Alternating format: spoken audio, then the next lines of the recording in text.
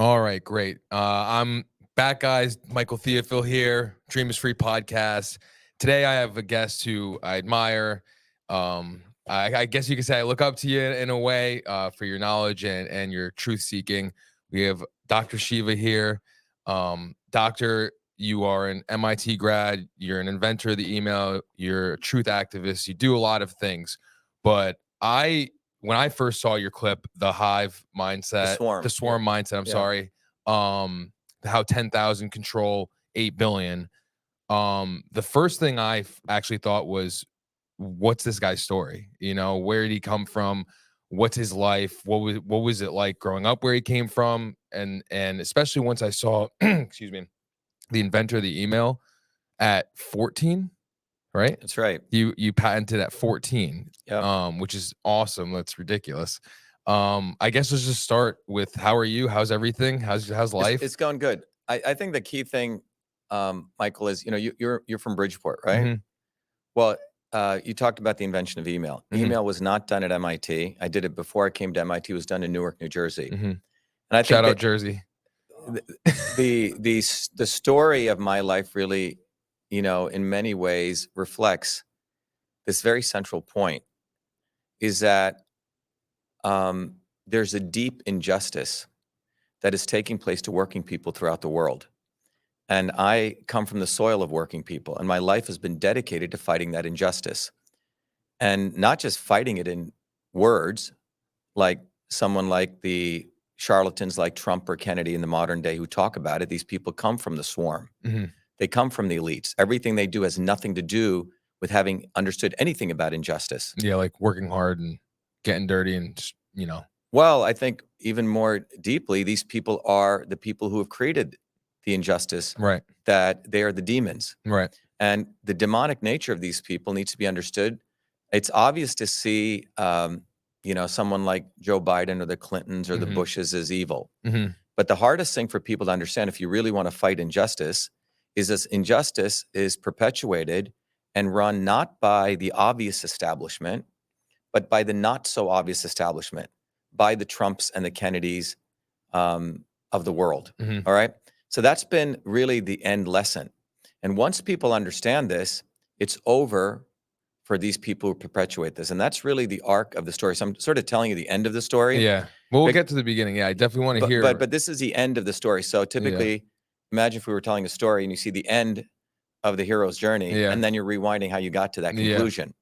So the key thing to remember is that, and if you look at the life of Christ, who I admire greatly, the life of Christ was not about exposing the Romans, right, who were the obvious establishment, but 99.9999% of Christ's life was exposing the not so obvious establishment, the Pharisees and the Sadducees, who spoke the words of God, right, but were the ones who stabbed him, who actually served and crucified him. Wolves in sheep's clothing, right? Wolf in sheep's clothing. Yeah.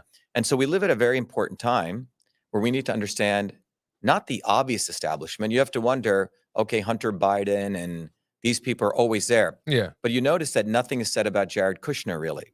You know, nothing is said about the Kennedys or perpetuated. Elon Musk, even. Elon Musk, right? So you have the real demons are the people who purposefully cover up and make false heroes of these people like the Kennedys, who are a gangster group. They murder, they kill people. Right. And then they're made to be martyrs, and people run around thinking, oh, how did John F. Kennedy die? We should care about him.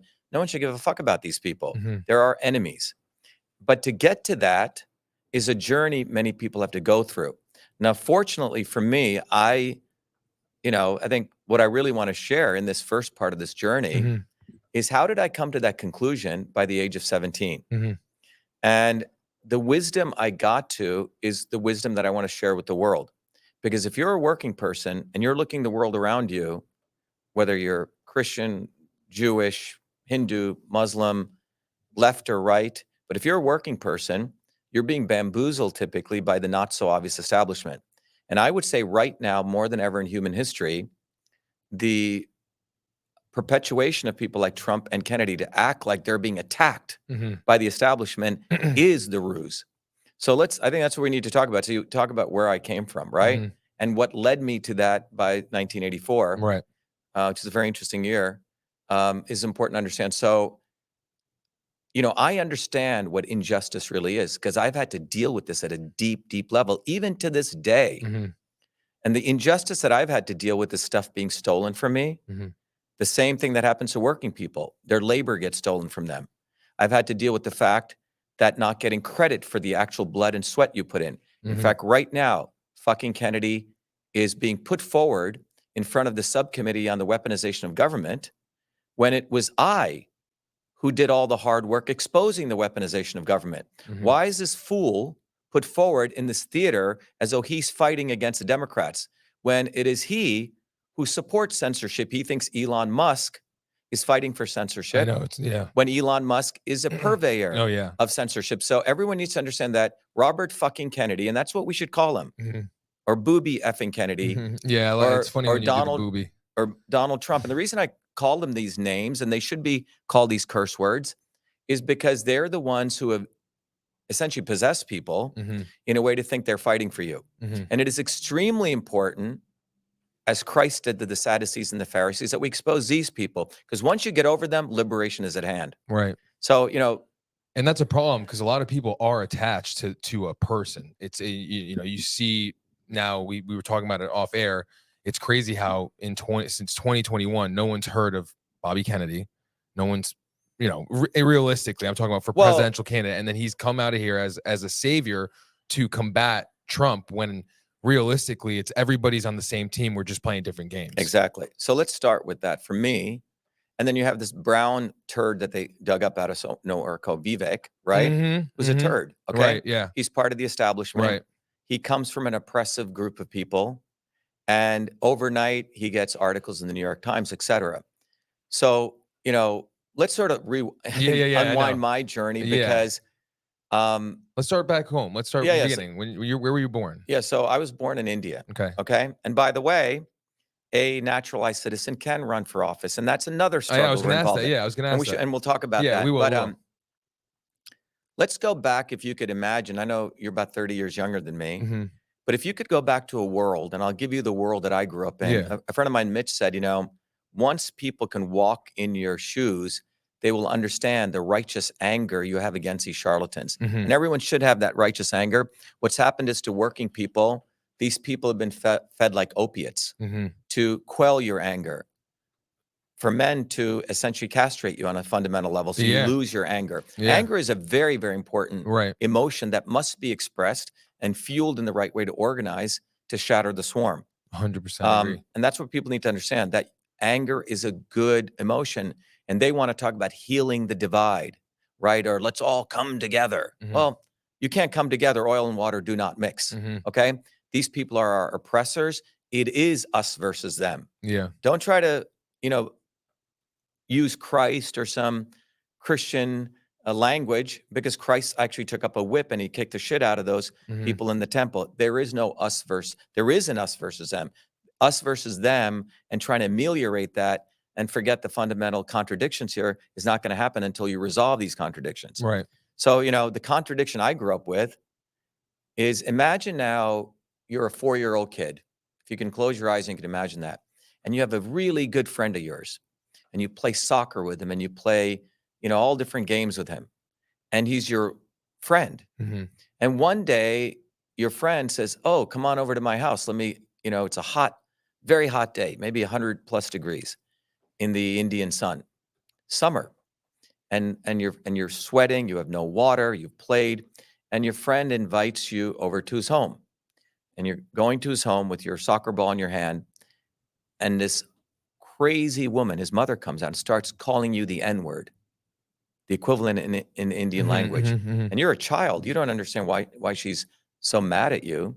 Doesn't want you to even come into her home. Spits at the ground at you. And says, you stand here. Brings her son in and gives you water in a dirty cup. A filthy cup. Because you are a human being that is treated like a worse than a street dog that cannot come into her home. That's the experience I experienced as a 4-year-old child. That's injustice. And then I had to unwind this story, this very powerful set of indignities, asking my mother, why did this woman do this? And then hearing from your mother that you were considered what they called a low caste Shudra, which is like the N-word. And my mother proceeded to tell me, as a 4-year-old now, that when she used to go to the well to get water, they would chase her away like a pig. And so my mother said, we have a caste system, and we are the lowest of the low. We were supposed to be just pick coconuts the rest of our life. And other people over here are supposed to wash toilets the rest of their life. And over here, these people are just supposed to milk cows the rest of their life, and so on. This is called a caste system. I could see the correlations of why you're doing what you're doing now. Right. Yeah. And that caste system was imposed in India when it was going away and I had to figure all this out many years later. When I came to MIT, I had to figure this out. Why was this caste system? What is this system? So I was fascinated by this, like deeply hurt, but wanted to understand this. So as a kid, I started wanting to read books of great heroes, be it Jesus Christ or Rama, the great warrior, or books I could get on great revolutionaries. And I started to study from the time I was 8, 9, 10. I had studied left, right wing, all these people who fought against this injustice. That's what motivated me. That's what fired me up, because no one should suffer that kind of indignity ever. And why did a system exist that was enumerated in the government laws? Is actually, you are this caste. You'll be treated like this. You see, so my parents were quite extraordinary people, because my mother grew up in a household where the father ran away, which never occurs, ran away with a woman. She was 9 kids. She was left essentially homeless. And as an 8-year-old, my mother had to figure out that she had to stand up for herself. Women talk about women's liberation. My mom became liberated, and she had to get educated on her own, got a mathematics degree as a woman. In fact, a master's in statistics, unheard of. Wow. Extraordinary woman, fighter, fierce fighter. My father grew up in war-torn Burma as a child, never saw a book. When Burma was under, some people may not know, World War II, Burma was the center point of the fight between, the Nazis or the Japanese and the Allies, right? So-called allies. Yeah. Right? So my father grew up in this environment where his grandfather, my great-grandfather I knew, was an indentured servant, a slave, who had left on a small, quote-unquote, indentured slave ship as a 12-year-old to make his fortune in Burma in the late 1800s. And I saw him, he lived up to 100-something. Wow. So that's awesome. My great-grandfather left there to make his fortune. He started with nothing. He worked so hard on that slave ship. The captain of that ship said, I can't hold you in bondage. You're just I've never seen anyone work this hard. And he left him out of his bond. So I learned to work very, very hard. And so my great-grandfather, made his fortune in Burma. When World War II came, it was just devastation everywhere. And Burma was known for 2 things, Buddhism and cobra, snakes everywhere. And so my great-grandfather, they had to leave back to India. And he was quite an extraordinary person, a very deeply spiritual person. Your grandfather? Great-grandfather. My great-grandfather, okay? And so what he did was he saw all these refugees, and he took all of his land. He had hundreds of acres of land, and he built homes for all the refugees, and he gave it away, and he left. So he left with nothing from India, went to Burma, made a fortune, and came back with nothing. My dad always said you could judge a person, my great-grandfather, by how they are with money, without money, and then with money. Muhammad Ali said that, right? Too. Yeah, how they are, right? So my dad's family literally walked back to India, okay? And then took most of the walk because it was wartime. Yeah. And my dad said as a child, you would live in foxholes, you would see bombs coming, people would shit in their pants. That's how dangerous it was. But my great-grandfather was a deep, deep believer in God. He would go out as bombs were falling, and he would say, nothing will harm you, Very, very connected. So when I grew up as a child, I'd experienced this horrible caste system. And then my grandparents lived in a very small village. Imagine if you see those old movies going to deep South Mississippi, no running water, Mhm. you know, no electricity, dirt roads. No, yeah, trust me, my family's from Vetovo, Bulgaria.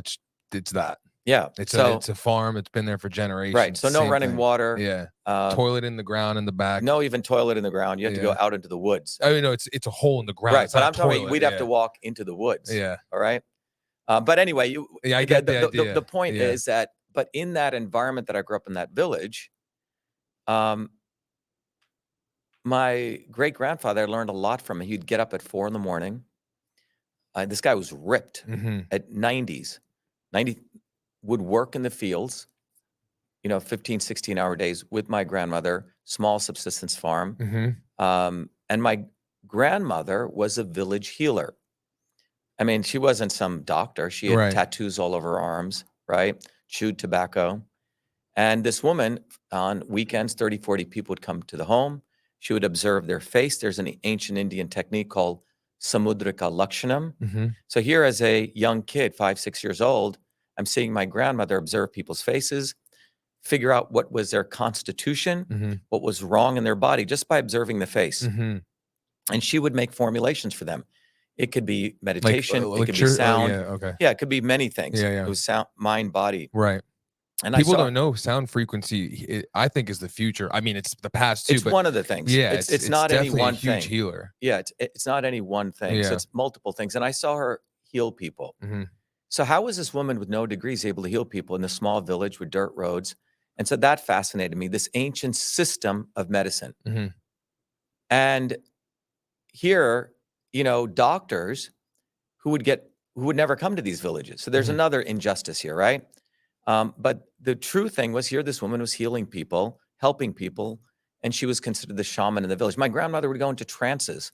Mhm. In our little small home, she had, if you looked across on the walls, were pictures of Jesus Christ, pictures of Rama, pictures of Buddha, all these great deities. Mhm. Because the Hindu religion believes that Jesus Christ is a Messiah, Mhm. right? He was sent to the world. He is a son of God, an avatar. But Hinduism also believes there are many avatars, Mhm. okay? So in some ways, it generalizes that concept of the Messiah. Mhm. It is completely absorbing of Christ and appreciating Christ, completely believes Christ is the Son of God. And avatars come, right? So I grew up in that world, seeing my grandmother go into different states of consciousness, start channeling, Mhm. right? You would go into the home and there would be the smell of holy ash, like you would see in ancient Eastern Orthodox, you know, churches, Right. right? Yeah. So it's a very beautiful environment, Mhm. but very primitive in some ways, right? So Mhm. that's the world I grew up in.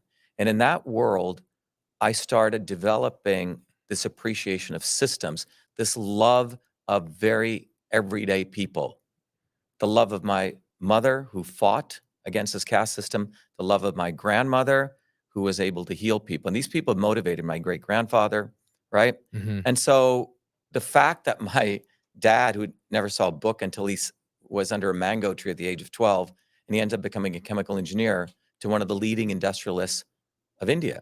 Mhm. And that gentleman was so moved by my dad's intelligence. My dad is raw intelligence. He could solve any problem from basic fundamentals. So here were these true extraordinary people who, by any regard, because of their caste, should just be picking coconuts their entire life. That was their caste destiny. And they broke that destiny through sheer will and Mhm. fighting injustice. Mhm.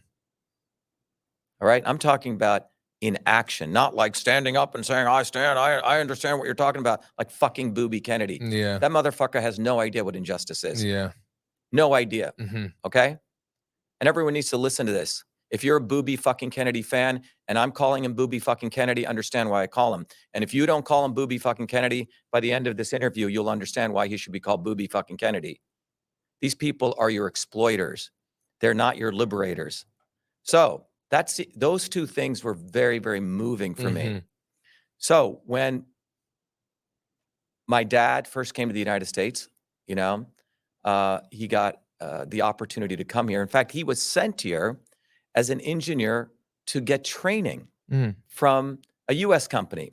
My dad was so good. The United States company said, we can't teach you anything. You know more than us. So they invited him to come to the United States, I think 1968, 69. Mhm. And think about what's going on in Tony loves 1968-69. What's going on at that point is the Vietnam War. You have the civil rights movement taking place, right? You have sex, drugs, and rock and roll, right? Yeah. But that's so my dad comes here at that time with $75 in his pocket. And they wanted my dad to stay here. And my dad was very loyal to his employer. He said, I'm not going to backstab my employer. He went back and he said, you know, they want me to come there. They were trying to recruit me. I didn't think that was right. And my dad's employer said, you know, you should go because it'll be good for your family. And that's sort of this loyalty my dad bred in us. You know, you're loyal to people who help you. So after that, my dad came here, you know, $75 in his pocket. How old are you at this time? I think I was 6, 1969. And my parents, my sister, myself, and my mom didn't see my dad for a year. Legal immigration. We had to wait in line. Yep. And then in 1970, literally, we left India on December 2nd, 1963. It was my 7th birthday. I have this theory, things occur in cycles of 7. Right. Okay? Yeah. Numerology. Yeah. So we left on my 7th birthday. And I left with shorts, right? You know, get on this TWA air flight. And I remember I'd never eaten this kind of food. I remember eating a ham sandwich. I almost threw up. I could still, to this date, taste the chemicals in that food. That's how deep it was. It was tasted like garbage. I couldn't eat any of the food. Landed in John F. Kennedy Airport, Kennedy. The irony. Okay, the irony. All right. Right. A complete. You guys needed to debate. That would he won't debate me. I know he won't, but that would just be electric. Yeah, to everyone listening, everyone challenge Kennedy to debate me. Should. Am I too dark for him? Am I not qualified for him? Is my last name not Kennedy? No, the reason he won't debate me is because he will be fully exposed for the fucking demon he is. All right, let's continue with the story, okay? We'll keep doing these commercials to expose this. I feel like before you work out, you listen to like Kennedy, like quick little soundbite, and then it gets you jacked up and you just rip through a couple sets. Yeah, and by the way, I could probably do more push-ups and sit-ups, and I don't take fucking steroids like this motherfucker does. And by the way, legal steroids are going to be a $250 billion business. They have 100,000 times more of causing blood clots than the mRNA vaccine. And it's funny you mentioned that because guess who's a big advocate of it? Yeah. Your buddy Joe Rogan. Yeah, well, look at him, okay? He's owned by the swarm, okay? Yeah. He's part of all this. But yeah. Well, yeah. So now go back. So I land, you know, we land here. Kennedy Airport, December 5th. It used to take 3 days to come here in those days. You had to go up through, what is it? Through Saudi Arabia, and then to London. Yeah, and then it was a long flight. It wasn't like 10 hours you can do now. That's like Bulgaria. You got to go from Bulgaria to England or Italy as a commute, and then straight to the U.S. So we land and it's snowing. I've never seen snow in my life. And I have shorts on. And my dad meets us, and I'm saying, I asked my dad, I remember this, why did you bring us here? And one word, he said, freedom. That is why my parents came here, freedom. By the way, which has been destroyed now by Trump and the Congress. These people, you'll realize, hate this country. Trump hates this country. Fucking Kennedy hates this country. All the elites hate this country. They may wave the fucking flag. They may put a fucking MAGA hat on their heads.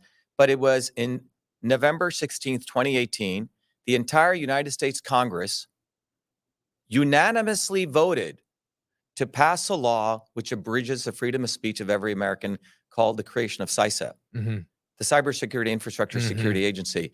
Remember the First Amendment, what my dad talked about, freedom. The First Amendment is what makes America America. And that says Congress, which is a legislative branch, shall pass no law, which means they're not supposed to do any laws which will abridge freedom of speech. Which they have. Which they did. And the motherfucker who signed it was Trump. And all these Trumpers, well, he didn't read the things. He didn't know what he was signing. Well, then he shouldn't be fucking president. Yeah. Get the fuck out. Go back and play golf all day. All right. Go back and try to be a C-list actor. Tony liked that one. But that is what happened. Yeah. And go look at the record, the congressional record. Every House of Representatives, 450 plus people, unanimously voted for CISA. And I wonder why. Unanimous consent, because they hate this country. Of course. And then now you have one of their guinea pigs, Elon Musk, buying Twitter, and everybody thinks it's freedom of speech. Exactly. But you have to understand that I'm the one who exposed that. There's a diagram there that I was the one in our lawsuit in 2020 who worked my butt off, who exposed the entire censorship infrastructure. We got a federal injunction, and they try to hijack the work I did. That's what they're putting Booby fucking Kennedy. That's why I hate this guy. He knows what he's doing. And all of Congress will not put me in testimony because I will expose the fact Congress is the one that did this law. But anyway, so you go back to getting off this plane as a kid. In the snow. Coming from India with this caste system, studying, I mean, in India, they study these little comic books, not comic books of stupid Marvel heroes, but comic books of great revolutionaries. There's a guy called Subhash Chandra Bose who wanted to actually raise an army to violently kick the British out of India. I thought that was fucking cool. Yeah. Yeah, they deserved some violence drawn upon them, right? I think so, like Christ put some violence into those people, right? Pharisees, yeah. I didn't like Gandhi. Gandhi seemed like a pussy, okay? My heroes were people like that. I read, you know, little comic books of people that were just emerging on the scene, right? Great fighters, right? Freedom fighters. These guys were fucking cool. Yeah. They wanted to kick some ass. Yeah. Right? And they weren't treated as, oh, well, you should not beat the shit out of your enemy. No, these were little Indian comic books, very interesting comic books. Yeah, it's very cool. And they influenced me. Yeah. So I come with that story. I come with my grandmother with shorts. And after we land, you know, we settled in Paterson, New Jersey. Still to this day, one of the poorest cities in the United States. And so think about this Indian family moves to the United States and think about the scene. If you could close your eyes now, this is the United States of sex, drugs, and rock and roll. Vietnam is taking place. You turn on the TV, black and white TV. Yep. We got one from the Salvation Army. You see soldiers being butchered. Okay. When the press was allowed to go film on the front lines, I know. people with their legs blown off. Yeah. Okay. On TV every day, body bags coming. You see riots of police beating the shit out of demonstrators. Okay. You see pictures of people protesting in the civil rights movement, right? That's what I grew up in. All right. And I'm here in Paterson, New Jersey, which is predominantly all segregated blacks. And we're considered quote unquote brown black, okay, in this world. I'm in second grade. The school systems are tough. You have to learn how to fight because people want to fucking start fights with you. You're the outsider coming from nowhere, right? It wasn't I was white and I wasn't black. I was brown. Yeah. Right? So everyone picked on you. Yeah, everyone picked on us, but you learned how to fight. Yeah. And that's Paterson, New Jersey. Yeah. You have those huge cars, you know, if you remember those big fin cars. When we came, we didn't have any clothes. We didn't prepare. A wonderful African-American woman took us to the Salvation Army, where it's free stuff. You know, you got all your clothes, books. And that's how our life started, right? By these very loving people who helped us. Interesting enough, my dad, when he had arrived here in '69, he didn't have a place to stay. He was walking down the street and met a guy called Jesse Jenkins, who was a bass player, right? Old man. And he let my dad stay in his home, which was a dusty home my dad describes, music all around. And he was very close friends with an interracial couple. The husband was black and the woman was white. He was a principal of a school. And we ended up going to something called Thanksgiving to their homes, right? And so here's this an interracial couple was unheard of at that time. And in fact, when he died, they named the school after him. It's called Carter High School. I think it's in Wayne, New Jersey. I went for 30, 40 years and they were deeply devout Christians. You know, people would pray before a meal. So this was this environment, early formative years in this interracial world, Vietnam, protests in the streets, right? In some ways chaos, but is no different than the chaos I grew up in Bombay. So I felt at home. And then my parents realized, wow, we came to America for our kids to get an education. Paterson, they're never going to get educated except our son getting in fights all the time. So we went to move to Clifton, New Jersey, because, you know, in the United States, my parents could never afford private schools. But my mother hated private schools. She thought it was like a segregation. She never believed in this bourgeois shit. Booby fucking Kennedy went to private schools. Trump went to private schools. Of course. And Tony went to private schools. Booby Kennedy couldn't make it out of his private school. He got tossed out. He spit in policemen's faces. Wow. No, I did not. And by the way, if any one of us were to do it, you'd be in jail. Oh, yeah, I wouldn't be here. Right. Booby Kennedy couldn't even make it out of high school. And somehow he gets into Harvard. Why? Because Papa called Harvard up. All right. So think about everyone. Booby fucking Kennedy is not one of us. Yeah. If you want to go philander with 38 women while your wife hangs herself, if you want to go smoke heroin all day, if you want to come from a family where your uncle murders a woman right here and gets away with it, that's who they are. They're not one of us. They're surely not one of me or you. Yeah. Or anyone in this room. Yeah. All right. So my parents moved to another town called Clifton, New Jersey. More of an integrated town, still very poor town, public school system. And I did 2nd to 4th grade there. But you see, I had incredible teachers. I had a 3rd grade teacher who taught me how to write, expository writing at the age of 3. Sorry, in 3rd grade. And she had a writing, I will never forget that she gave a writing assignment.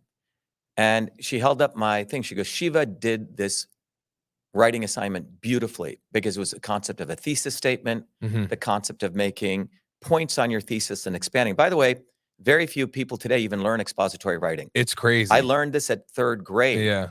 So I know how to write. I know how to make an argument. But it was Mrs. Hall. She taught me that at 3rd grade. So we had incredible. And then in 4th grade, we had an amazing teacher who was into Eastern and Western meditation. And when I left that school, she did a wonderful party for me, you know. And then we moved to the next town called Lake Hiawatha, New Jersey.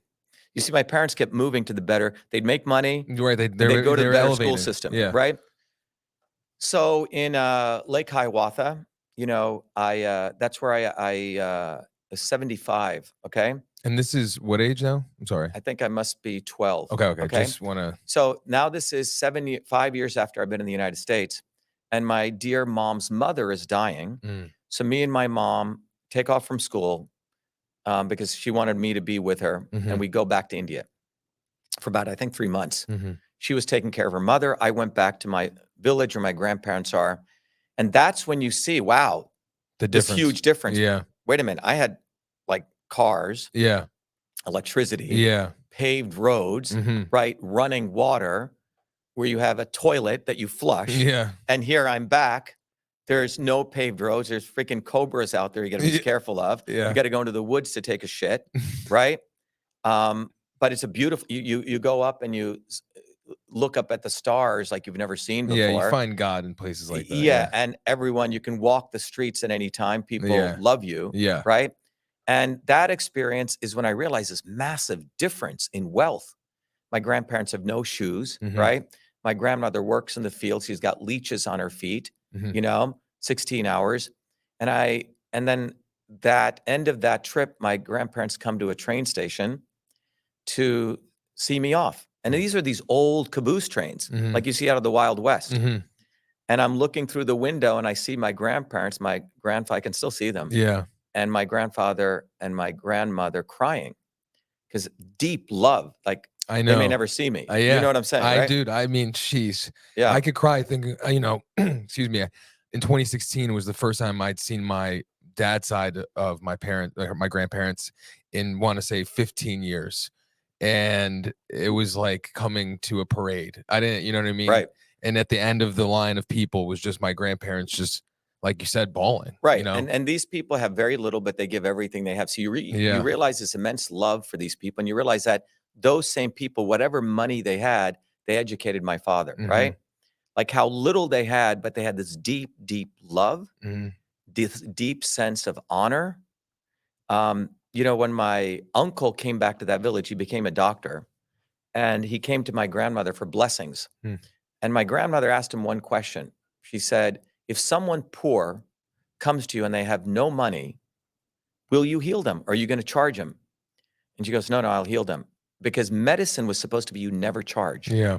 Now, 1 penny, since she gave him her blessings. But this was this ethos, right? That life was very ephemeral, that you were here for service and it was a direct connection to God. Right. Period. So it's a very, it's a life that I think very few people experience. I was very, very fortunate to get that. But I remember looking through that window, and still I can see it, and I'm realizing, shit, if I don't do something with my life that helps these people, and why is it they're living My aunt is living in a 4-foot by 4-foot hut. Why is it they have so little, yet they have bigger hearts than anyone I've ever seen? I know. And so that deep connection, and I remember as a chill went through my spine from my, you could call it from my crown chakra to my base. Yeah. And the decision was that I would become something to destroy this fucking injustice. Period. Love it. And that's at the age of 12. So when I got back that year, I decided I would fucking excel at everything. Yeah. Became a great baseball player. You know, people said I could have gone to the majors, became a great soccer player, but I finished all of the calculus mathematics by the age in 9th grade. I would really like to go ask Booby fucking Kennedy how hard he worked. I don't think he still is. No, really. You have to look at these people's lives. Yeah. What was fucking Trump doing? Yeah. And we know John F. Kennedy had venereal disease by that age. Okay. So you have to really look at these people's lives to gauge the whole person.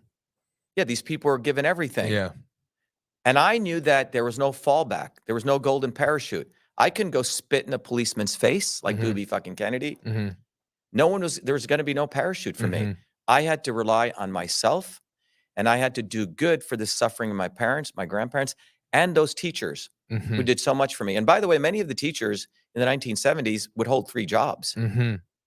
They weren't like, teaching wasn't, there's no teachers fucking union. Okay. Yeah. They did that because they loved teaching. Exactly.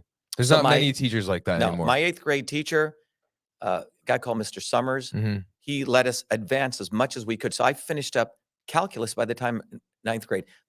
My high school has no more math courses. Another incredible woman comes, a woman called Stella Alexiak. She just passed away about 5 years ago at the age of 93. She said, Jesus, this kid, there's no more math courses. There's no more science courses. So she created the concept of independent study, which was unheard of in the 70s. And she set up a program where I could get a job while I was finishing up my humanities courses. And we were looking for different jobs I could do, but I needed skills. Interesting enough, in 1977, 78, an article came out in a small newspaper. And my mom now is working as a mathematician in a, in a school. And a friend of her gives her this article. And in the article, they say in New York that there was a professor at New York University called Henry Mullish, whose recent memorial I did a couple of years ago in Israel. And Henry Mullish was going to select 40 students who would get to come to New York University. This is 1978 and learn computer science. Now, in those days, a computer would fill up this entire room. Yeah, I know. And 40 students in the United States in a competitive model. Rapidly growing. It was just starting. Yeah, Computers were just starting. But he had the vision. He realized that one day we would need software engineers. I mean, this guy was a visionary. And so 40 students were going to be selected. And you had to apply. You had to get recommendation letters. You had to submit your grades. You had to be the top of the United States. And it was only open to 16-year-olds. I was 14. Okay. I think 13 and a half, 14. So we applied. People wrote letters saying why I should be able to submit. And I get accepted. And I was the only Indian kid from New Jersey. And so how do I get to New York? So my mom would drop me off, if you've been to Newark, at this train station called the Newark Penn Station. And I would take the train into New York as a 14-year-old child. Most parents are so protective of their children, they won't even let them walk down the street right now. Yeah. And well, so to be fair, I mean, these 14-year-olds aren't capable of it, sadly. Yeah. So I would get to take that train ride, dropping me off at 6 a.m., arrive in, about 7:30 a.m. and 8 a.m. to 8 p.m. It was it was like a Navy SEAL training program because they selected these very smart kids. And 7 programming languages, digital circuit theory. This is in 78. Worked on a supercomputer and graduated #1 in that class. Okay. Won the honors award. It's all documented. Yeah. And that's when this teacher, this independent studies teacher, really loved and cared about me. And that's the kind of teachers we used to have. She said, this kid can't go to waste. We got to figure something out for him. So I ended up getting a job in Newark in a local medical college where they hired me as a full-time research fellow at the age of 14, a guy called Dr. Les Michelson. And the agreement was that they would treat me like an adult. There were people minimum 30 years older than me, right? 44. The oldest guy was like in his 60s, a physicist. And this was in a small medical college where computing was just coming. People were starting to use computers in medicine. And I get given the opportunity to work among these illustrious people. I'd go in with my briefcase, dressed up clean, had my own desk.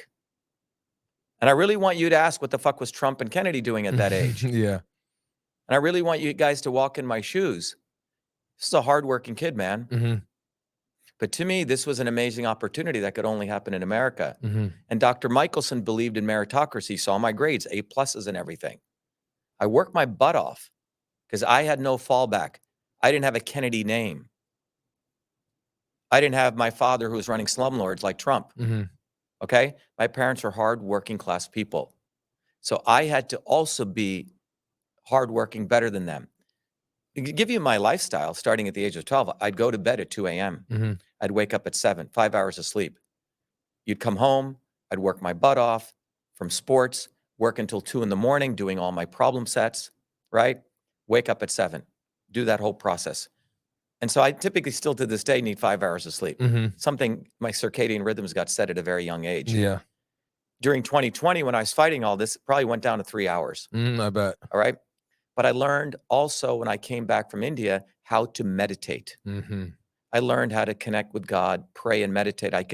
Can you elaborate on that more, please? Because so when I went back in 1975, understand that at all. My grandfather taught me how to meditate. You see, prayer is always begging to God for something. Meditation is where you listen to God. You listen. Yes. And you get intuition. You get your direction. You get your mission in life. And you get connected. So I learned how to do that at a very young age. To give you an idea how very interesting this was, from the age of 12 to 16, it was many of these sages or saints talk about these extraordinary experiences. To tell you the fact, I've had all of those, and I don't talk about them. When people say they've seen the universe in your body, I've seen that.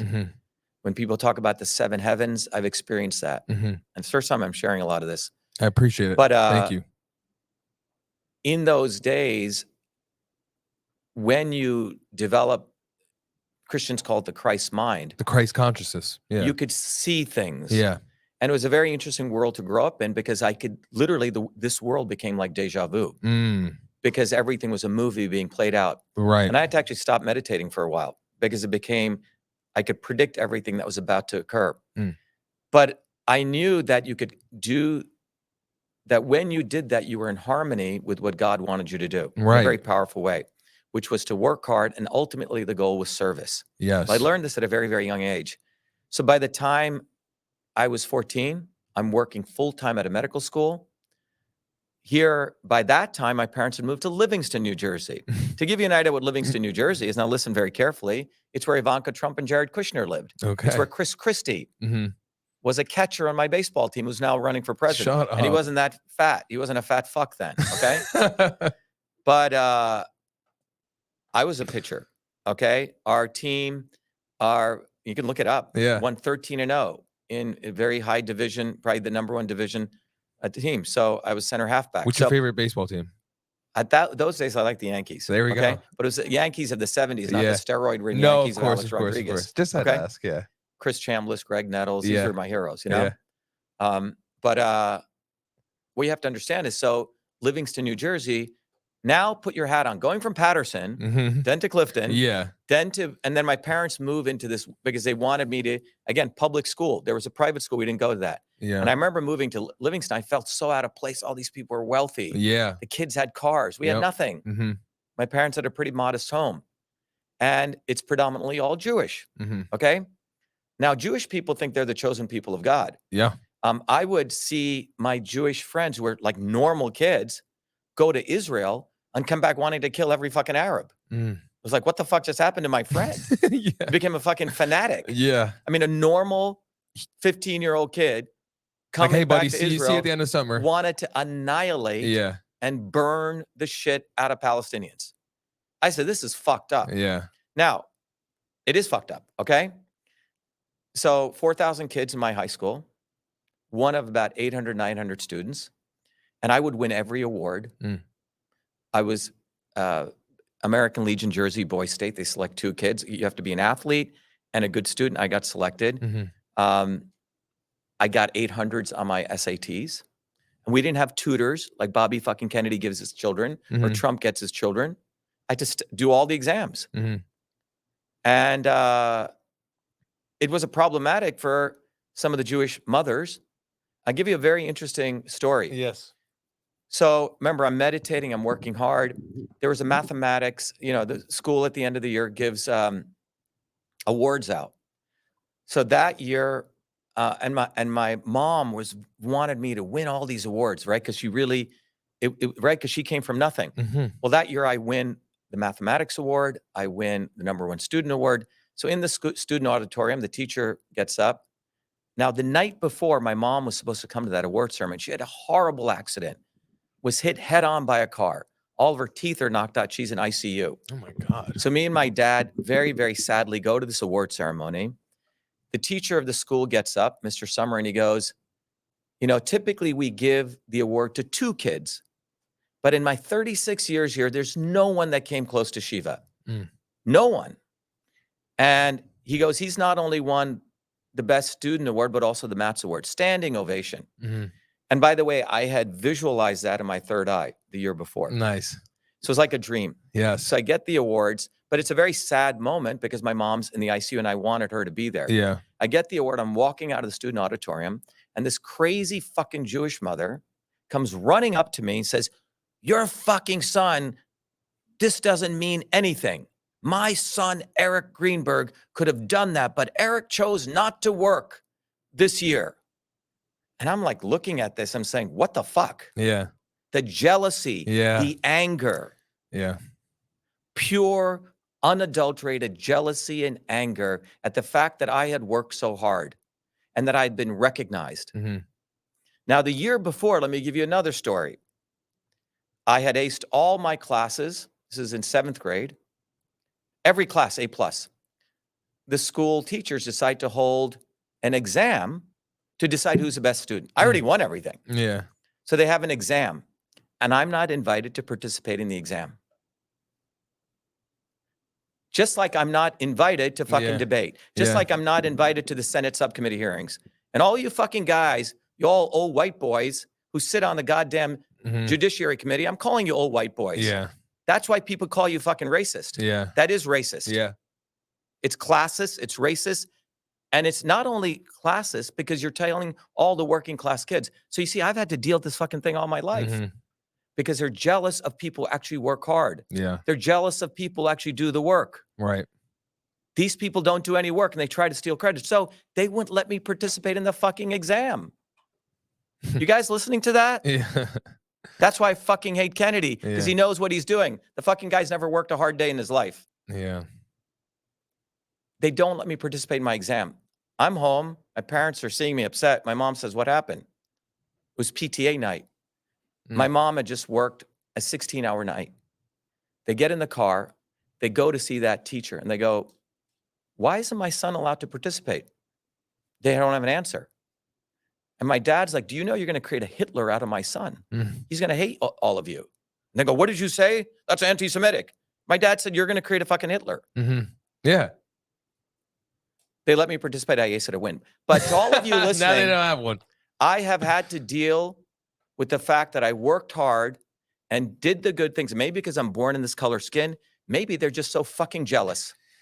I think it's a fear thing. I mean, if people who are educated, who could articulate things, who have the facts to back them, I mean, like you said, it's much more simpler. It's much more simpler than that. They hate people who work hard. Yeah. They hate America. America was built on people who work their butt off. And they think there's a free ride. They think you're going to get success because of your name, of some neighborhood you live in, and you can get a free ride. And you have to understand, when I grew up in Jersey, I grew up among hardworking Italian immigrants. When I learned, I did landscaping. I made money landscaping. I made money painting homes as a child. I was trained by a Yugoslavian painter. You paint a trim, you better paint it fucking right. I know. Yeah. You paint, you And cut coax it right. you cut the hedges, you better cut it and clean up all the raking of all the material. And these people would get so pissed if you didn't do that right. Demanding people who had excellence. These people taught me. These people were my great teachers. Right? So when I did a work, I did it with perfection. I did it with excellence, not for me because I'd hear their voices. I'd hear their toil, how much they suffered to get to what they had. It was in honoring those people. But anyway, so 7th grade, you have that incident. Yeah. And then you have this crazy woman Yep. literally telling me, my son, Eric, could have won that award, but he chose not to work hard this year. Just think about the looter. And this is a adult. Yeah. And then, so I was more concerned about my mom. We went to the ICU. I didn't even share my mom the award. I was more concerned about her. But this is a level of injustice I grew up around. Yeah. This kind of bullshit every day. Well, I got a job, full-time job as a 14-year-old kid working at that medical school in the heart of Newark, New Jersey. Renee's probably been to Newark. Oh, yeah. Most white people are still afraid to go into Newark. In the parking lot, people get mugged. I wasn't afraid, right? I would take the bus down, right, into Newark. I would work a full 8-hour, sometimes 12-hour, sometimes 16-hour days. Then I'd go back and I had to do my humanities courses. And initially, I was given a job of using the computer with advanced algorithms, mathematics that people learn in PhD level that I was developing to understand why babies were dying in their sleep. I had sleep data of baby sleep patterns, and I was creating predictive algorithms, which you'd call AI today. We just called them Haar and Walsh transforms, pattern recognition algorithms. This is, again, 1978. And in fact, I ended up discovering some very powerful ways to predict when a child would suddenly stop breathing. Many years later, I wrote a paper on this. Did that before MIT, okay? In Newark, New Jersey, where nothing is supposed to come out of, in a small medical school. Sorry, it's just funny. Okay? The point is, the people I worked around were amazing people. I had loving parents and a teacher. It was in that triangle of love, collaboration, right? People caring. And hard work. Hard work. Freaking, I'd work until 2 in the morning, like I said. That's where I discovered sudden infant death syndrome, the fundamentals of it. And in that place, in Newark, New Jersey, I was given another challenge. And many of you guys who are 30, in your 30s may not remember that if you looked in any institution in those days, any large organization or small or large, how did people communicate? Well, they surely didn't have the cell phone.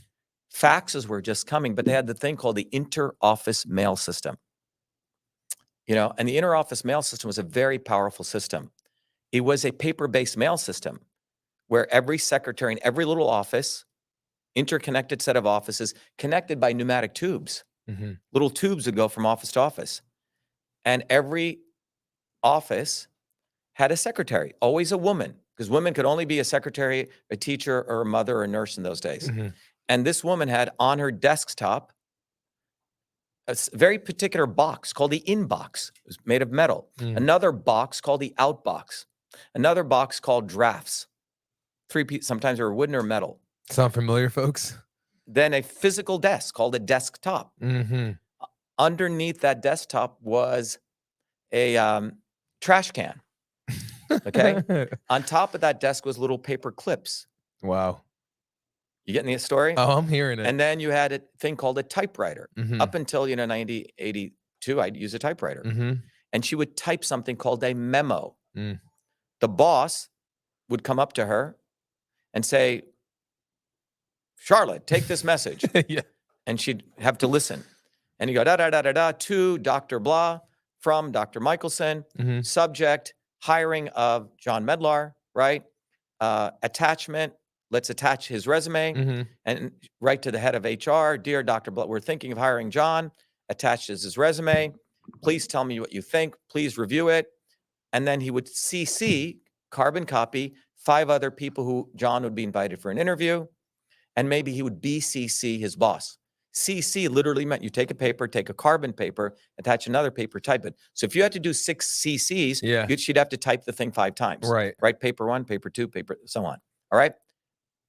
And then After she did it, she would put it in the drafts folder. The doctor would redline it. She would have to go a couple of iterations when it was ready. The memo would go in an envelope, addressed, tied in, and put into these pneumatic tubes which shot out. Sometimes a local postman would come, the inter-office postman, take it out. You could do registered mail.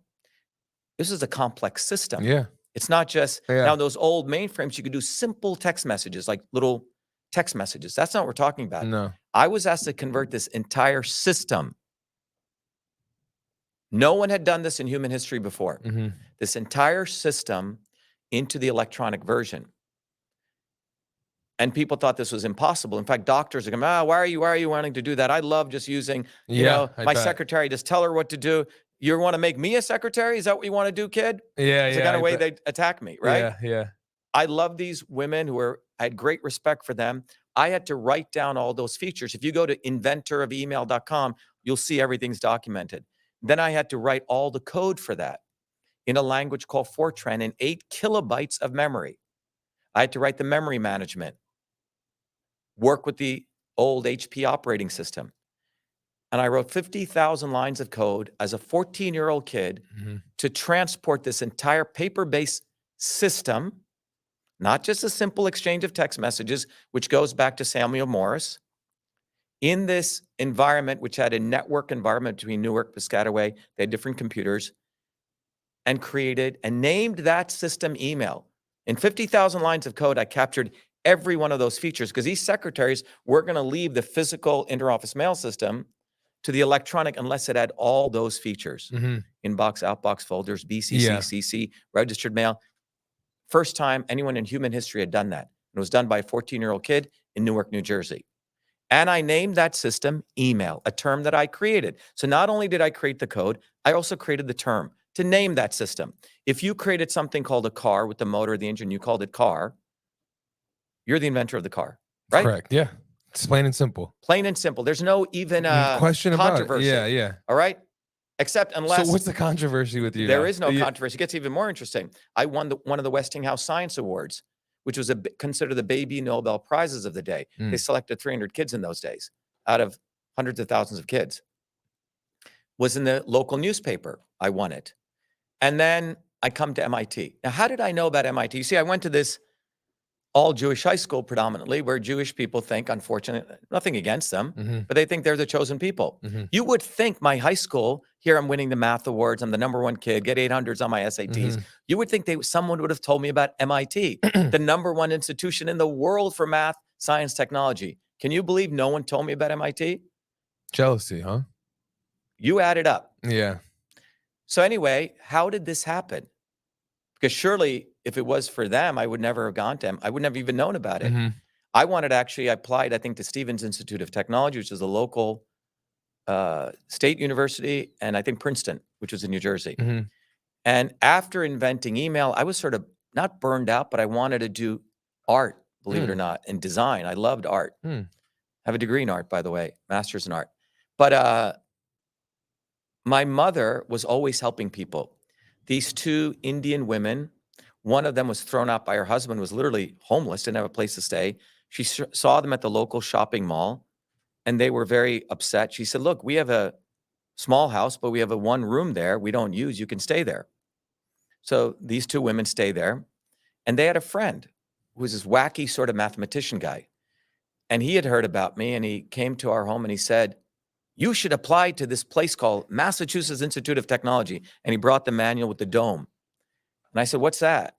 And I thought it was a mental institute. It looked, yeah. That's what I thought. Yeah, and I had no interest. It looked, because it seemed so ominous, like this big dome, you know, for a kid. And I didn't want to go. I had no interest. 2 weeks before the application is due, comes again, and he says, please fill this out. So to spite him, I take a pencil and I fill it out. In those days, you had to do a cartoon character too. MIT wanted, so I drew Beetle Bailey. It was this interesting character. Anyway, I get accepted. Can you still draw?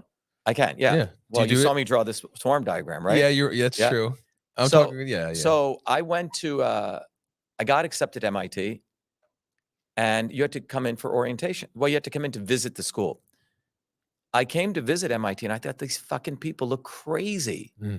These nerds look nuts. And I was into athletics, right? and You know, I was you're well-rounded. well-rounded, but these people look like nuts. Yeah.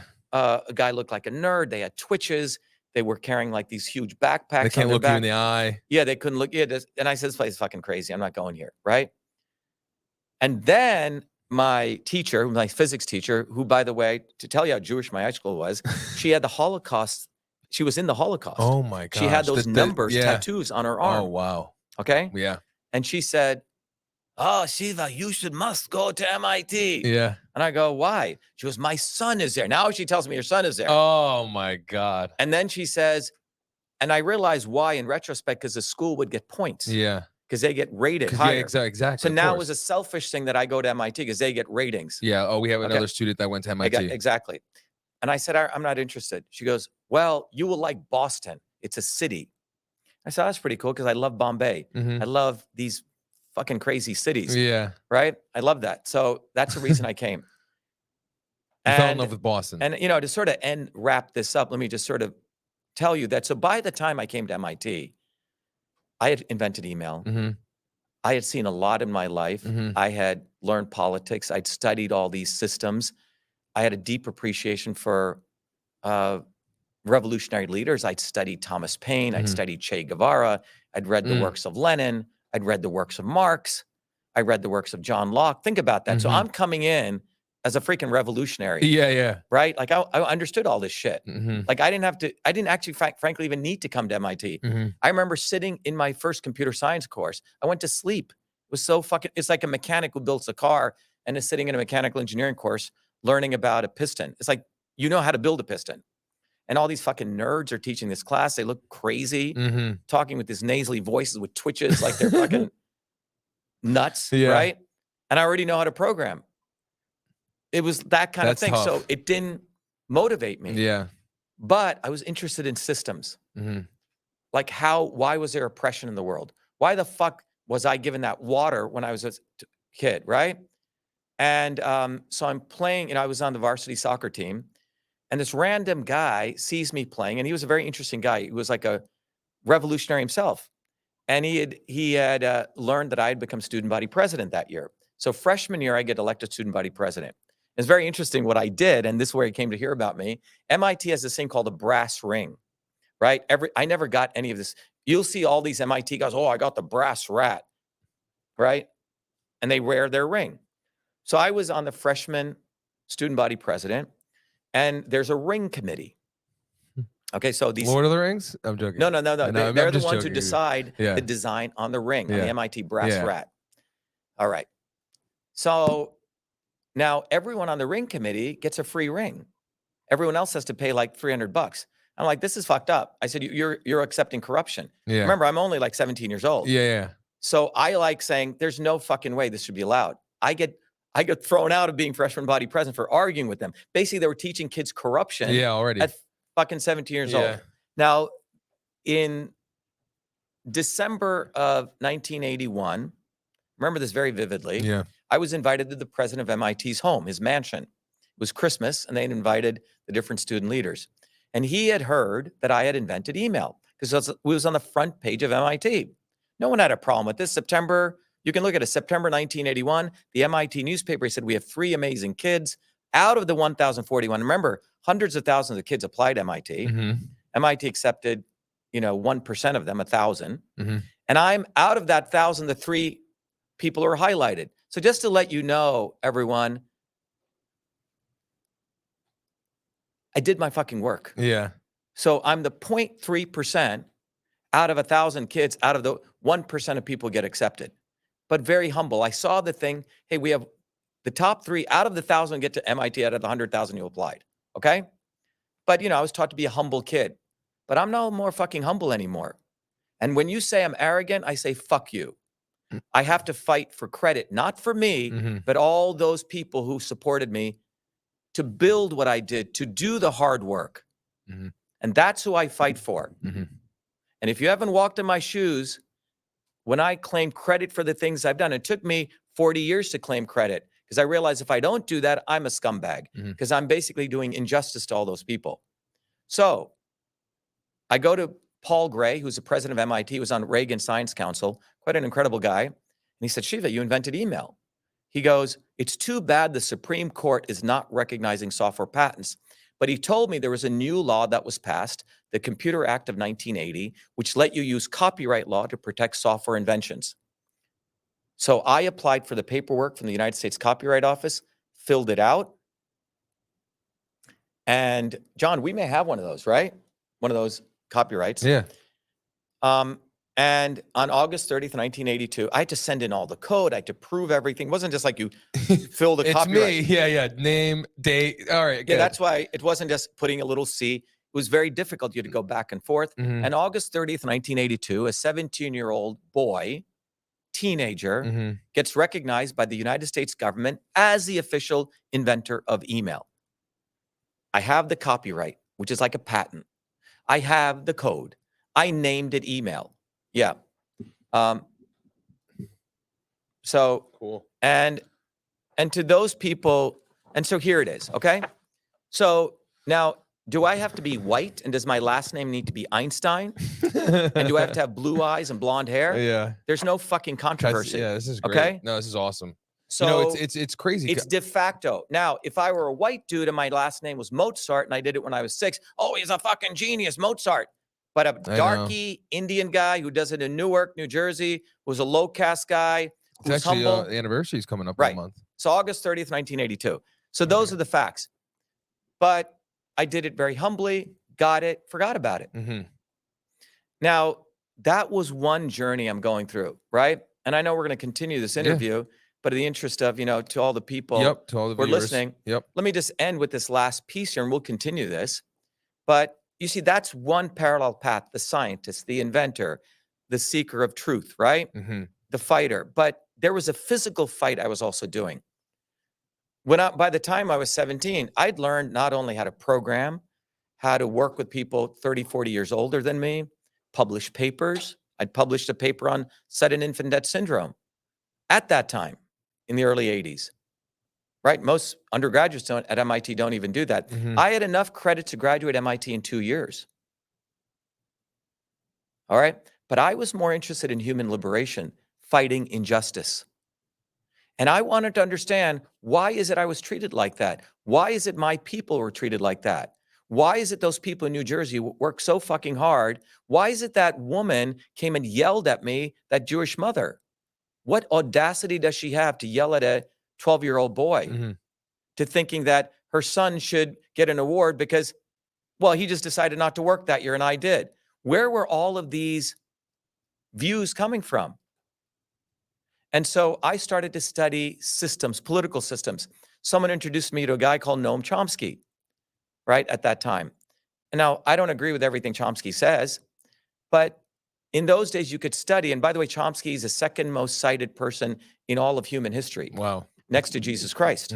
He's known as the biggest scholar of our time. Wow. Chomsky took me in. I was 18, 19 as a student, and I studied the Indian caste system. Wow, I didn't know. That's crazy. And I discovered the origins of the caste system, how it was actually being blown up by these amazing religious, spiritual leaders in the 8th century in India.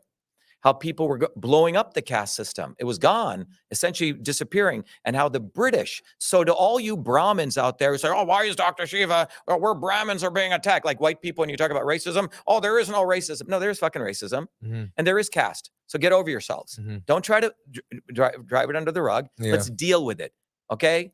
Grow some balls, grow a spine, and fucking deal with it. So you're a fucking Brahmin like Vivek, been given everything. I wasn't given everything. So if you weren't spit in your face and you don't believe there's a caste system, fuck you, okay? You are a casteist. And by the way, Brahmin in the original tradition meant not because you were given it by your name, but you worked for it. A Brahmin was a scholar, a rishi who worked for it. I would be considered truly a Brahmin, but we were told we were non-Brahmins. You see what I'm saying? Yeah. You see how they flip everything? Yeah. So what I ended up learning was a caste system was originally a guild system. Then it became this onerous system. If you were a toilet cleaner, your son's supposed to be a toilet. That was never supposed to be like that. Right. But by the 8th to 15th century in India, the caste system was breaking up. And there were seeing amazing leaders who were saying, this is fucked up. If there's equality in heaven, there should be equality on earth. And by the time the British came to India, the caste system was breaking away. the fucking British, who love hierarchy, are the ones who reimpose a caste system. They brought all these Brahmin scholars and they rewrote the laws. So I would have to be picking coconuts the rest of my life. And so you've Brahmins, quote unquote Brahmins out there, wake the fuck up, go learn some history. Okay. So don't say, poor old me, I'm a Brahmin, I'm being abused now, you know, blah, blah, blah. No, you're not being abused. Go learn your fucking history. Yeah, I always say keep educating. Keep educating. Exactly. Now, so by 17, 18, I start getting involved in politics. So at MIT, we had created a newspaper, which was a radical newspaper called The Student with the fist on it. We started organizing the food service workers because I saw these food service workers. We were people like my mom and dad and my people in New Jersey had no proper wages. We organized them, we mobilized them. We forced MIT to give them wages. We made sure more women got into MIT, more poor blacks and poor whites. There's only 20% women at MIT, as though math and science were only for white nerds, you know? Right. Rich white nerds, right? It's not true.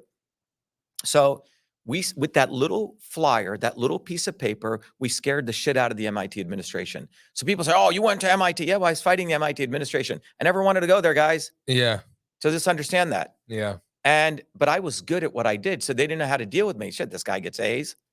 He wins all the awards. That's easy shit for me by then, right? All these nerds would have to nerd out. They would have to have squeaky voices. Literally, I saw these nerds change their voices to think they were intelligent by wearing glasses a certain way and getting squeaky voices. They weren't that smart, okay? But the reality was, in 1984, and I'll, we'll go on to other stuff after this. In 1984, what happens? And John, after this, you can sort of cut after this, right? But in 1984, there's an election taking place. Jesse Jackson, Ronald Reagan is the Republican, right? Is against Walter Mondale, the Democrat.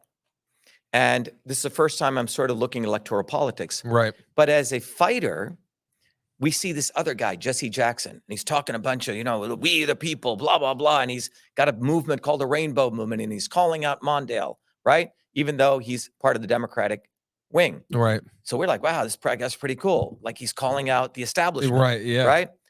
And wow, this is pretty cool. So we as students on campus, like sort of the anti-establishment wing, we're very supportive of this shit. But then we see something wild occur. On the night of the Democratic convention, what does Jesse Jackson do? He'd taken all these poor blacks, poor whites, got them excited. And then at the last minute, he says, we must heal our wounds. We must heal the divide. You heard that? We must come together, meaning the Democrats. Yeah.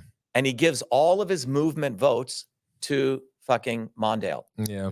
Lesser of two evils. First time I started hearing this. Yes, yes. And that's when me and my friends woke up. We said, shit, the parties, the Democrats have their left wing, right? They had the obvious establishment, Walter Mondale, but they had this left wing, which riles people up. Yeah. Even attacking Mondale. And then we said, wait a minute, these people are all full of shit. So I never voted because I realized, and I started, as you study politics, you realize it is a bottoms-up movement that changes the world. And so, I mean, we can keep going on this, but the key thing I want to emphasize to people is that was a point to this point now, 1984. Now we're what, 39 years later, right?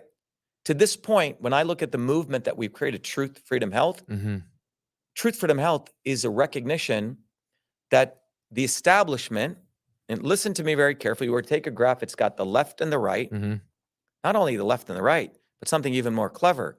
They have the obvious, and you draw another line. They have the obvious establishment and the not so obvious establishment. So you end up with a grid, right? The right obvious establishment, the right not so obvious establishment. The left obvious establishment, the left not so obvious establishment. Right. And once you understand this, but they're all part of the establishment. So today, on the right obvious establishment, you have people like Paul Ryan. I'll get people like McConnell. On the left obvious establishment, you have the people like the Clintons. I'll get people like Joe Biden. And in many ways, these people are obvious. It's actually, they're telling you, I'm going to fuck you. Yeah. But these are the insidious people. You have the right, not so obvious establishment, which is what Trump was created for. Right. And you have the left not so obvious establishment is now Booby, fucking Kennedy. And it was Bernie. It was Bernie. It was, then they used Jesse Jackson, right? So they are manufacturing for, and this is a systems approach. So that point to today, the journey was figuring this out. Yeah.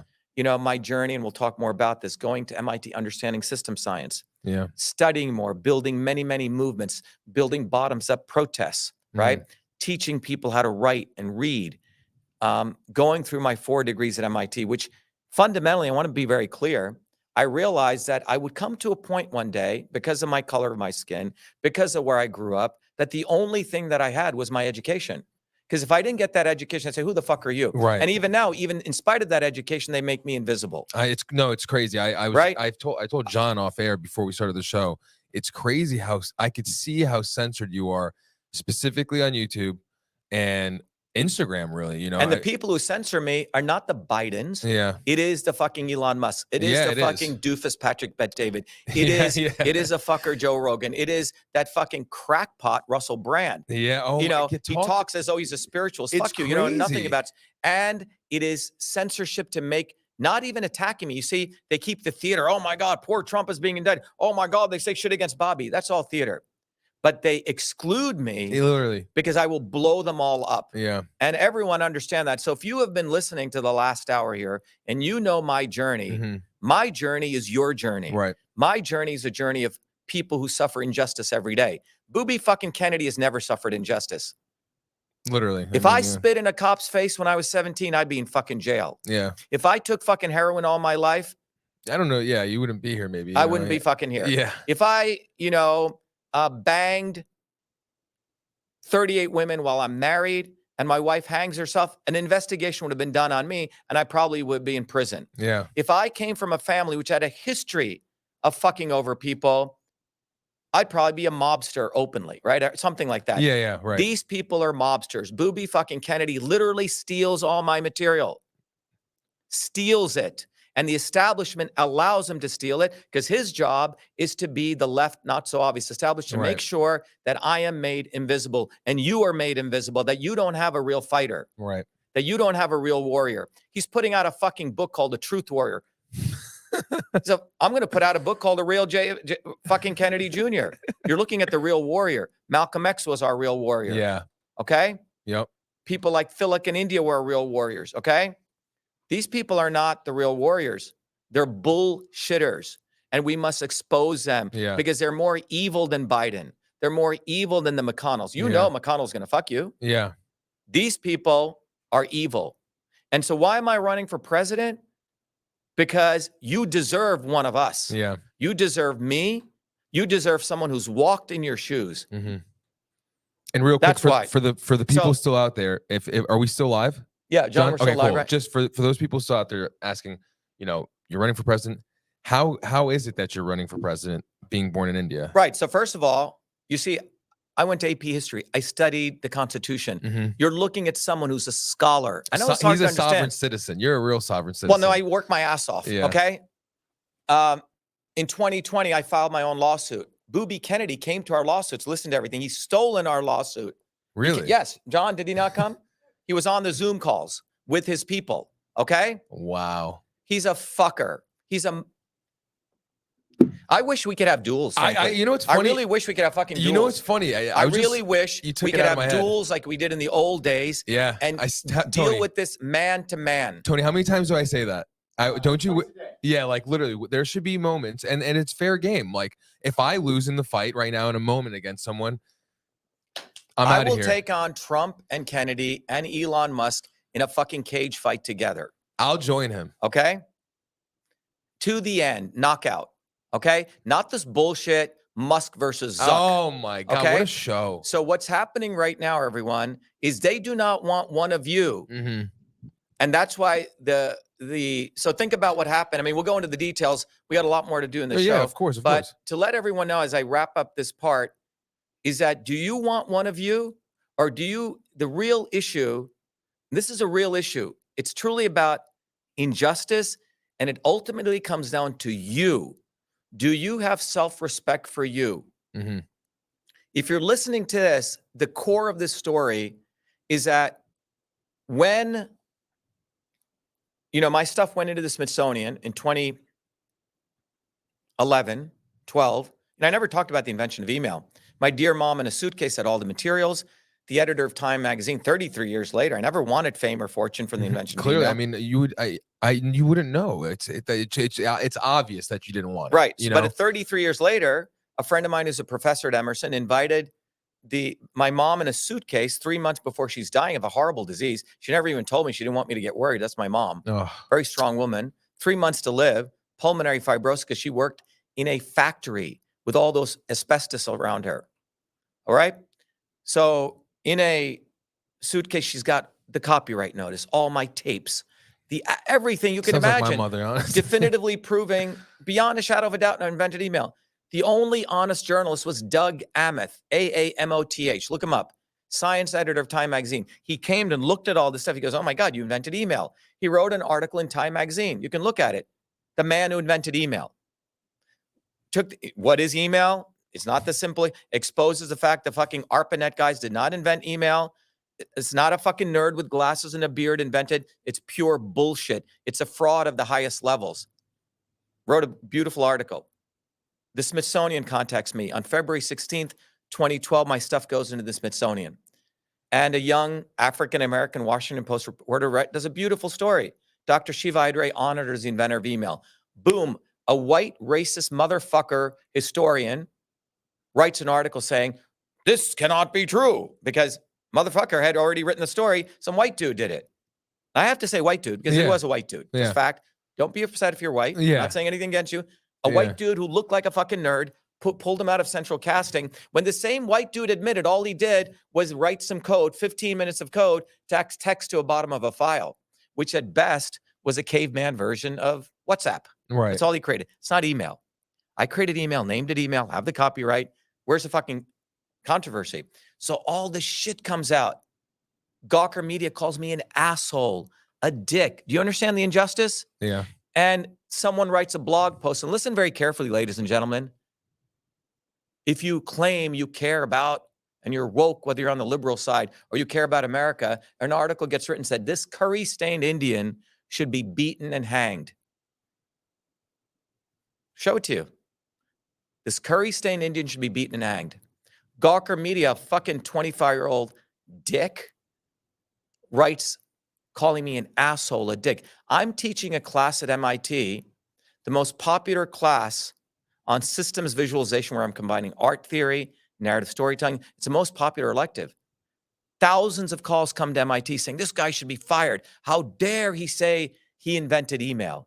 Email was done by the military, the ARPANET.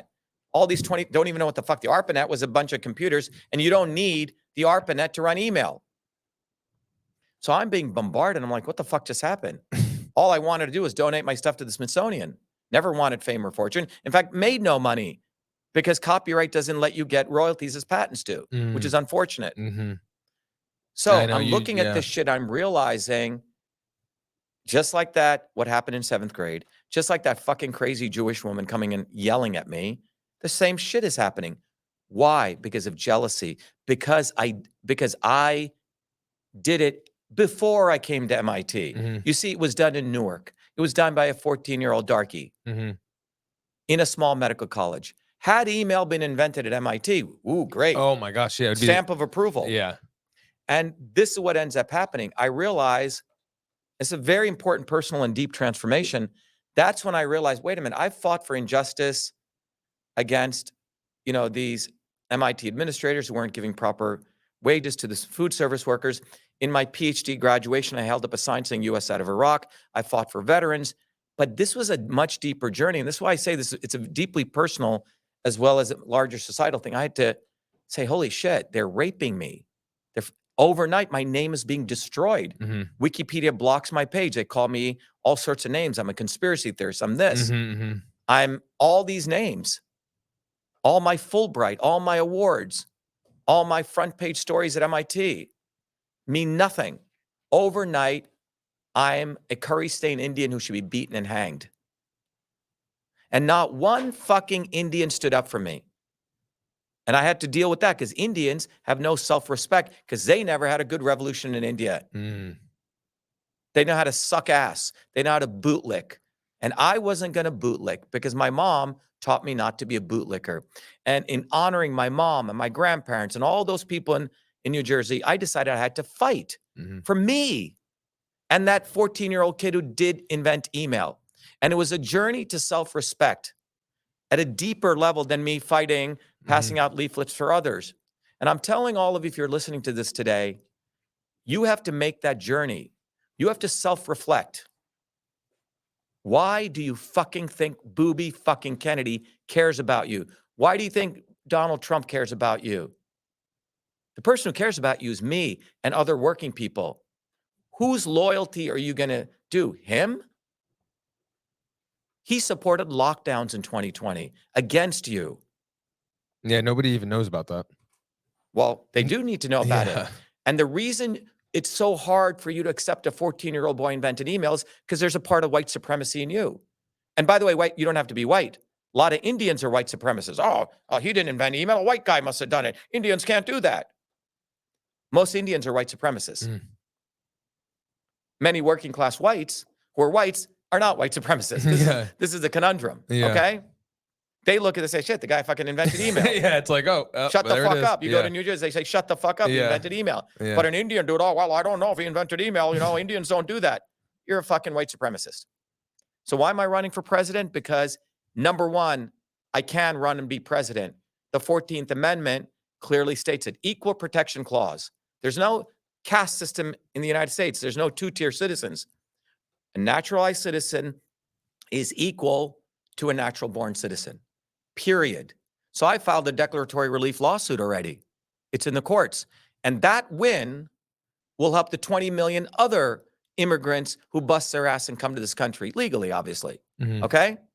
And all of you people who are natural-born citizens who sit on your ass and don't value the First Amendment and want to suck off Bobby Kennedy and want to suck off Trump, well, wake the fuck up, because maybe your citizenship should be taken away.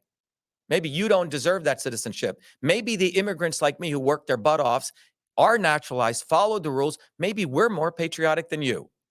And wake the fuck up to that concept. Because you know what? Right now, in December 15, 1791, the most important part of what makes us Americans is the following. Congress shall pass no laws to bridge the first freedom of speech. Let me repeat that again. December 15, 1791. I wish I knew the time that they all signed it. On that day, the most important thing that occurred in human history since we came out of the freaking forest was a bunch of human beings got together and had self-respect for themselves. And they said, Congress shall pass no law to abridge freedom of speech. Repeat that again. Congress shall pass no law to breach freedom of speech. That is what makes you American and me American, that you actually believe that and you live that and you will die and fight for that.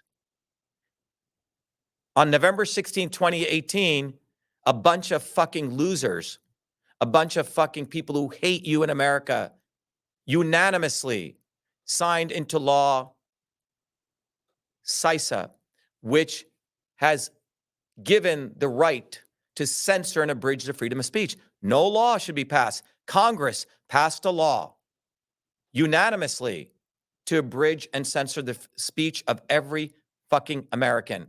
All of them have shit on their hands. And fucking Trump, make America great. Fuck you, Trump. You signed that bill. And don't say you don't know how to read. Well, you had time to fucking go get pussy everywhere you went and try to pay off people. You hate America. And now you have Booby fucking Kennedy being invited to present at the testimony when it was I who exposed that law created the censorship infrastructure in our historic lawsuit where I wrote all the briefs. I did the work for a year. I'm the one independently in federal court went against 7 lawyers. All of this stuff was stolen, and not one motherfucker in Congress wants to invite me. You know why? Because all those fucking Republicans and Democrats signed into law the creation of CISA. So they're trying to make, Booby, we're going to put Booby against Debbie Wasserman Schultz. She's a pig, but you have another pig, one pig fighting against another pig. Right. And they're making this pig feel like this pig is better. You're all being played. Thomas Massey, fuck you. You went to MIT? You did. You don't want to invite me because I will expose you and I'll expose the fact that every member of Congress hates this country. You hate fucking America. They do. So that's why I'm running for president, because it's time you had one of you. America needs someone like me, because right now, social media is fucking Musk and Zuck. Democrats and Republicans. Republicans own Twitter. Democrats own Facebook. You're being fucking played. Yeah. And then they have this fucking idiot, this fucking moron, Kennedy. And I love Owen Benjamin making fun of this fool. I've been making fun of him before, Owen. The guy, the reason his fucking throat is fucked up, I'll tell you why. Because if you understand the chakra system, the crown chakra and your third eye is your thoughts. It is your connection to God and spirit. The throat chakra sits between your connection to God and your actions. His fucking deeds don't match his words, his thoughts. He's a fucking demon. That's why his voice is like that. God did that to his voice, and he's telling you to your face. That's crazy. So that's wake the fuck up. Shiva for president. Truth, freedom, and health. It took me 50 years to organize this. So if you want to go to hell and follow Kennedy and follow Trump, do it. But you know what? Enough people are waking up. And those people are going to really be serving God. And if you're a Christian, wake the fuck up. You want to talk the Bible? Come on here. We'll talk all day long. Christ had a cat of nine tails. And he told those people, get the fuck out. I'm sure he didn't say, oh, could you please move? I'm sure he fucking cursed at those people. So if you want to be a Christian, you support Shiva for president. You support our movement. If you want to be a left-wing supposed person who believes in Karl Marx, let's talk about Marx. Support workers. I'm a worker. You want to, not Bernie Sanders, not AOC. So whether you're on the far left or the far right, do it. Be a Christian. Be a fighter for working people. Be a true communist or be a true Christian. That's my challenge. Thank you. Who would have ever thought I'd be running for president of the United States of America? I was born a low-caste untouchable in India's caste system, a system of aristocracy, oppression, and racism. My name is Dr.SHIVA Ayyadurai. I'm an MIT PhD, a Fulbright scholar, a scientist, engineer, entrepreneur, and inventor. My family and I left India to come to America on my 7th birthday. I grew up in the working-class neighborhoods of New Jersey, playing baseball, mowing lawns, painting houses, and coding software. My friends and neighbors are blacks, Italians, Irish, people of all races. As a 14-year-old, I wrote 50,000 lines of software code to create the world's first email system and was awarded the first U.S. copyright for email, recognizing me as its official inventor at a time when copyright was the only way to protect software inventions.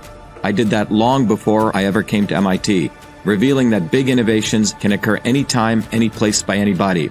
Growing up, I saw politicians dividing us by race and religion in both America and India, to have us fighting each other while they remained safe in their gated communities and in their playgrounds of Hollywood, Martha's Vineyard, and Silicon Valley. I'm a fighter. I fought racism and exposed their imperialist wars, fought for workers, and put my life on the line against global corruption. I never wanted to run for political office. All that changed when I saw working Americans as never before being duped by the establishment and the not-so-obvious establishment. Across left and right, we were being sold out and made to forget why we came to America and why America existed. Lawyers, academics, billionaires, celebrities, and politicians, elites, Clintons, Kennedys, Bidens, Obamas, Bushes, black and white have hijacked America. They printed trillions for their friends. They delivered crumbling infrastructure, corruption, and racism. They've transferred trillions to themselves, dividing black and white, fear-mongering, and fake science. Lockdowns and censorship, dirty air, food, and water, pushing drugs upon us, making us sicker. We've been sold out. One set of rules for them and another for us. We deserve a warrior with a history of courage in putting everything on the line for you, who believes in you, not them, who has created a movement bottoms up for truth, freedom, health. I've exposed their lies at the right time, never waiting until it was popular. I've exposed their false gods who exist to lead you back to them. I've exposed their fake science of lockdowns and masking and provided you solutions to fight them and win and protect your immune system, saving millions. I exposed Fauci, galvanized the Fire Fauci campaign when others remained silent. When they stole our election, we sued the government and Twitter in our historic 2020 federal lawsuit, exposing in bare view the government and big tech censorship infrastructure, the unholy alliance between government and social media companies. Where was Elon and his grifters? They stood by the sidelines and did nothing. They did not use their megaphones to help us when it could have made a big difference. Now our movement grows for truth, freedom, health, independent of all of them.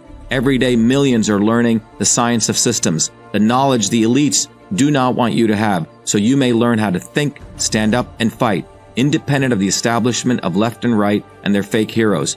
Now it's time for you to join the movement, to win back America, to win back truth, win back freedom, win back your health. That's why I'm running for President of the United States. This race is about you. This race is about truth, freedom, health versus power, profit, control. We've had enough. They think we'll fall in line and vote again for their lawyers, celebrities, billionaires, and chosen ones from above. We choose our heroes from below, from the rank and file, who do what is right at the right time, not when it's convenient and popular. They can never represent us. What America needs is a movement by the working people, for the working people, who are educated, organized, decentralized, and fight for independence from their systems of control. And that movement exists. It's ready for you. We don't need them. We need us to go bottoms up, neighbor to neighbor. My journey, your journey are all the same. It's our time. It's time we had one of us. It's time to win back truth, freedom, health, to win back America. Be part of this historic movement, all the way to our victory on November 5th, 2024.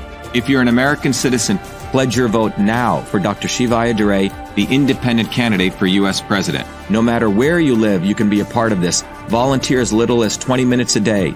Don't delay. This is Dr. Shiva Ayyadurai, and I approve this message, paid for by Dr. Shiva for President.